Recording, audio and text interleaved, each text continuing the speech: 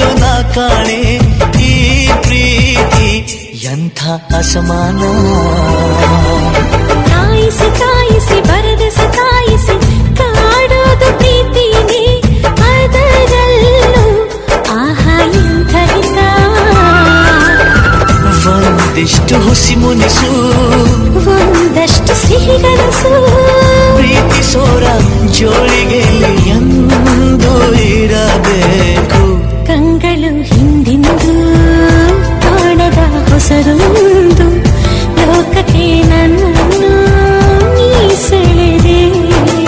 ನೀನು ಬಂದ ಮೇಲೆ ತಾನೇ ಇಷ್ಟು ಚಂದ ಈ ಬಾಳು, ನೀನೆ ತಾನೇ ಹೇಳಿಕೊಟ್ಟೆ ಪ್ರೀತಿಸಲು.